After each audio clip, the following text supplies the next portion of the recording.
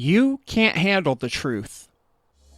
If you happen to be downloading this over a 3G cellular data connection, I am so very sorry to hear about your dial-up doldrums. Welcome to the ScottyDontX Show, episode 19, continuing my spelunking into the depths of the weird, the odd, the humanity of strange hobbies and stranger interests. No judgment here. Well, except for the stuff that needs to be downvoted. I'm judging the heck out of that. This is part 2. Okay, I am not happy about this one. Something called ferret legging. Enduring having live ferrets trapped in your pants. So I guess they're tightening off the belt and the pant cuffs and having the ferrets run around in there trying to get out, scratching them. I think it's the ferrets who are having to endure being trapped in the human's pants. Again, there's no consent for this. Did you go ask Maleficent the ferret, "Hey, do you mind if I shove you in my pants? And then you run around and we see how much I tolerate it?" No, you did not. So I hope you get a bitten bloody nose for that one. Okay, something else that actually sounds kind of cool. News bombing. Interjecting humorous or absurd comments into news broadcasts.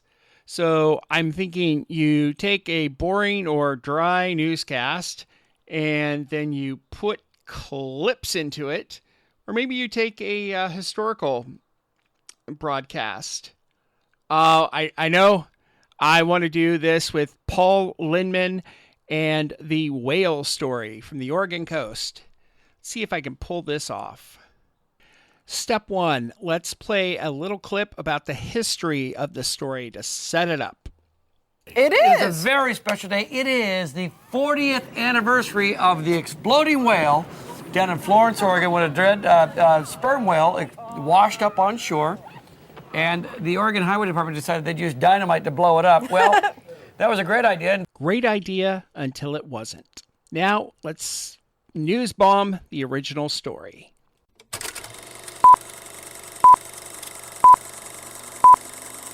It had to be said, the Oregon State Highway Division not only had a whale of a problem on its hands, it had a stinking whale of a problem. What to do with one 45-foot, 8-ton whale dead on arrival on the beach near Florence? So, Paul Linnman from KATU, I presume in the 1970s, all-you-can-eat seafood buffets weren't a thing? It had been so long since a whale had washed up in Lane County, nobody could remember how to get rid of one. In selecting its battle plan, the Highway Division decided the carcass couldn't be buried because it might soon be uncovered. It couldn't be cut up and then buried because nobody wanted to cut it up, and it couldn't be burned. So dynamite it was, some 20 cases or a half ton of it.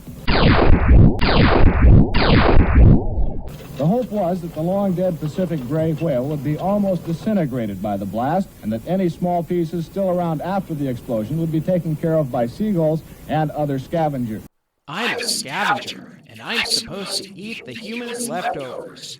Yum, yum. Indeed, the seagulls had been standing nearby all day. As everything was being made ready, we asked George Thornton, the highway engineer in charge of the project, for his final observation. Well, I'm confident that it'll work. The only thing is we're not sure just exactly how much explosives it'll take to disintegrate this thing, so the scavengers, seagulls and crabs and whatnot can clean it up. The dynamite was buried primarily on the leeward side of the big mammal, so as most of the remains would be blown toward the sea.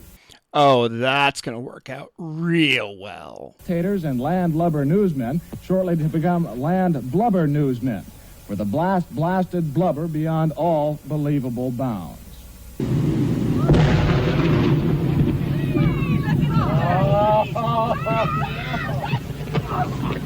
All right, Fred, you can take your hands out of your ears.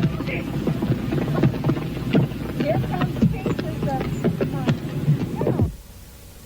Our cameras stopped rolling immediately after the blast. The humor of the entire situation suddenly gave way to a run for survival as huge chunks of whale blubber fell everywhere. Pieces of meat passed high over our heads while others were falling at our feet. The dunes were rapidly evacuated as spectators escaped both the falling debris and the overwhelming smell. Yeah, There's no more news bombing to be done with that story. The Oregon Department of Transportation did a nice job. Thank you for listening to the ScottyDontX Show, episode 19. Feel free to reach out on Instagram and Facebook at ScottyDontX. One word, all crammed together, and I will see you next episode.